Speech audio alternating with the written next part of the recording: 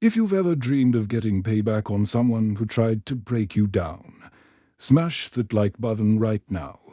Subscribe and stay tuned, because this is petty revenge at its finest beautiful, glitterful justice a few years ago. I had what I thought was a dream job. The work itself. I loved it. I felt alive doing it. But the person I worked for, my boss, they were an absolute nightmare. And listen, I don't use that word lightly. This wasn't just your typical strict manager, no.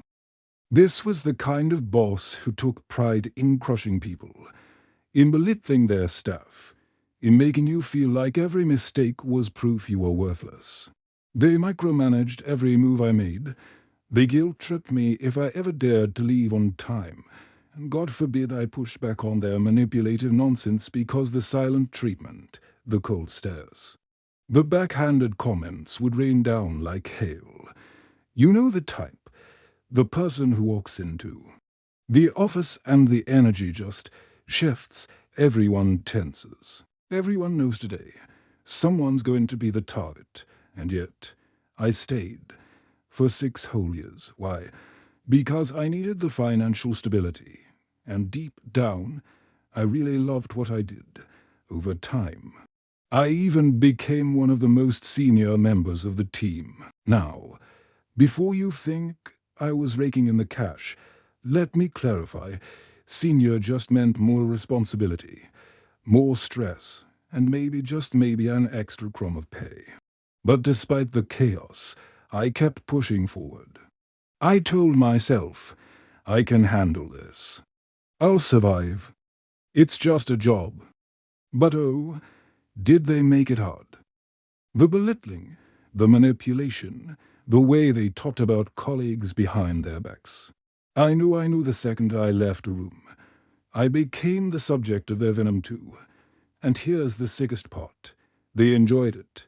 They thrived on creating fear, on keeping everyone just a little off balance, and for years I swallowed it, bit my tongue, and carried on, until one day I couldn't anymore. My mental health was slipping. I was exhausted, drained, done. The joy I once had for the work, gone. All because of one toxic person. So I did it. I handed in my resignation. And let me tell you the look on their face. Priceless. They weren't happy. Oh no, they were annoyed, shocked even. Because how dare I, their most competent employee, the one they leaned on the most, decide I was done. But inside, I felt lighter already. For the first time in 6 years, I had power. I was free. Still, a part of me couldn't just walk away. Not after everything. Not after all the stress, the manipulation, the years they took from me. I wanted to leave them something. A little reminder. Nothing big enough to get me in trouble, because trust me, this boss was the type to drag you into court over the smallest slight. I'd seen it happen, but something small, something petty. And that's when the idea struck. I went out and bought a thank you card. Sounds innocent, right? Who's going to question a thank you card? But not just any card. Oh no, this was the glitteriest card I could find. The kind with that super fine, scent-like glitter that sticks to everything it touches. You know the kind, the stuff that's practically immortal. The entire front of the card shimmered with it. Inside, glitter dust clung to the folds, just waiting to escape. And on the inside, I wrote the sweetest, most syrupy message. Thank you for the opportunity. I'll always be grateful. I learned so much.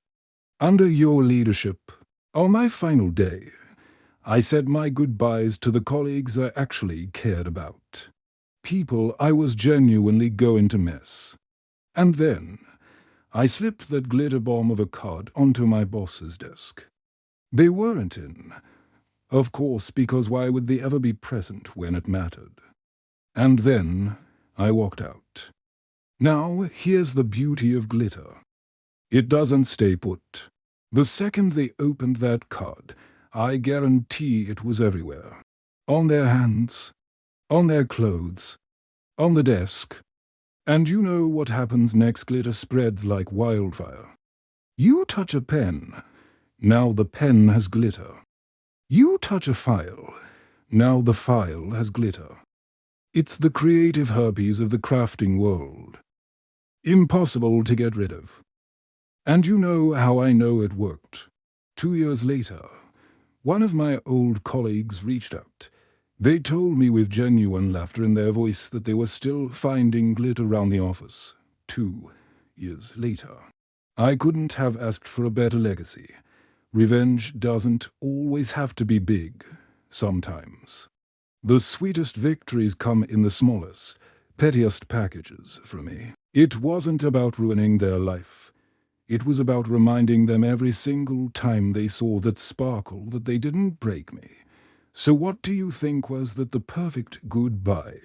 Or would you have done something different? Drop your thoughts in the comments. Because I'd love to hear your best revenge stories. And hey, if this glittery payback made you smile, hit that like button and subscribe for more tales of karma served cold.